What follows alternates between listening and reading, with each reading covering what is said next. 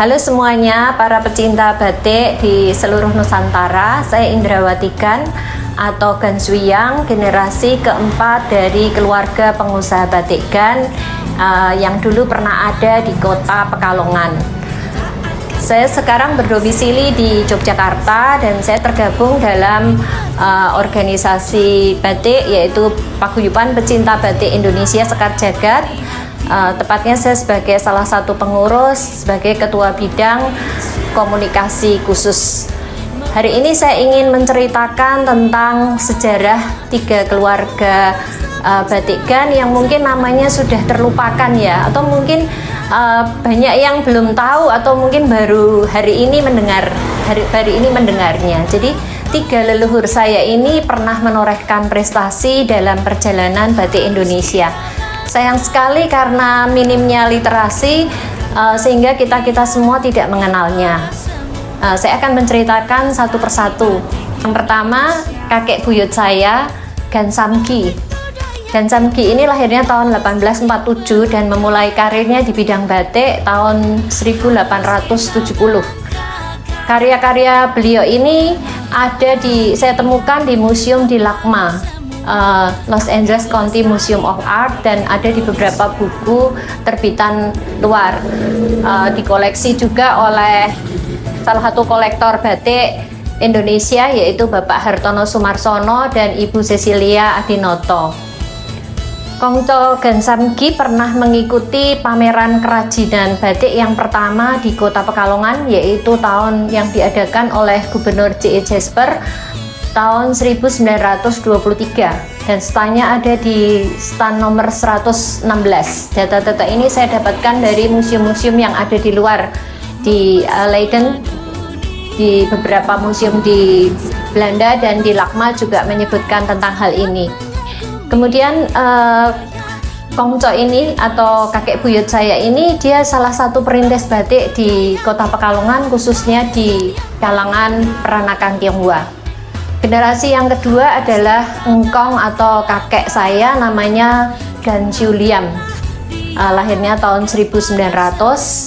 Dia merupakan salah satu pengusaha batik yang sangat sukses. Jadi di era beliau ini batik di keluarga saya mencapai puncak kejayaannya.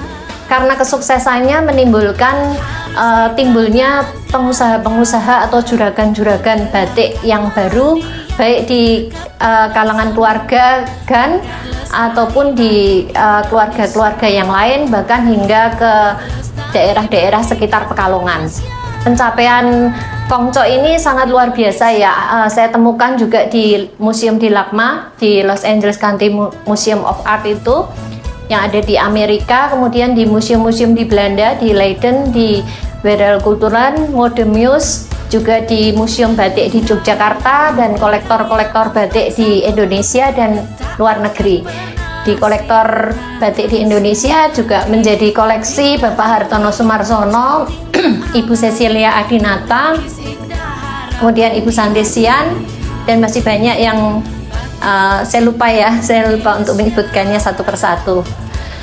Nah, ketika saya menelusuri batiknya dari Kongco ini, saya miris ya, karena demikian terkenalnya, bahkan ekspor ke seluruh ke berbagai negara ya, ke mancanegara. Yang saya tahu tuh ke Belanda, ke Malaysia, kemudian ke Jepang, dan ke Arab Saudi. Tapi sekarang banyak dari kita yang tidak tahu. Jadi melalui kesempatan ini saya ingin membagikan sedikit cerita, sedikit pengalaman tentang karya-karya beliau untuk bisa diabadikan sehingga namanya tidak hilang begitu saja. Kemudian generasi yang ketiga adalah ayah saya, Gan Jiang Lim. Ayah saya masih mengikuti jejak dari engkong, jadi masih mengekspor batik, tetapi produksinya sudah mulai menurun. Kala itu produksinya sudah mulai menurun. Jadi jumlah karyawan yang dulu di era engkong itu bisa sampai 200-300, mungkin di era papi hanya 100, dan semakin lama bahkan semakin menurun karena adanya gempuran dari batik sablon atau disebut juga tekstil motif batik sekarang ini, dan juga adanya mesin printing waktu itu. Nah, kakak saya ini ingin ikut-ikutan ya membuat batik printing atau tekstil motif batik itu tadi ya. Kita nggak boleh nyebut batik printing ya, tapi nyebutnya tekstil motif batik. Kakak saya tuh ingin ikut membuat tekstil motif batik, tapi ayah saya tidak, ayah saya kekeh dengan pendiriannya. Kasihan para pembatik ini, jadi dia menolak dan dia sampai akhir hayatnya beliau itu tetap mempekerjakan para pembatik-pembatik yang sudah lama bekerja di keluarga kami. Jadi ayah saya tuh luar biasa sekali, dia punya moto hidupnya berjuang sampai titik darah penghabisan. Ini tetap nggak cuman kata-kata aja, tapi benar-benar dilaksanakan. Jadi sampai akhir hidupnya dia membuat batik walaupun merugi demi pembatik-pembatik itu. Dan karena pencapaian-pencapaian mereka semua itu, saya miris ya. Saya sebagai generasi keempat, saya miris karena batik di keluarga saya bubar ketika ayah saya meninggal. Dari situ saya mulai dari nol, ingin melengkapi pencapaian 3 generasi keluarga saya di bidang batik, sehingga saya juga menelusurinya pencapaian-pencapaian mereka dan memulai dari awal belajar membatik hingga membuat buku batik dan berbagai bidang terkait batik saya lakukan. Sekian dan terima kasih, semoga bisa menginspirasi untuk tetap melestarikan batik.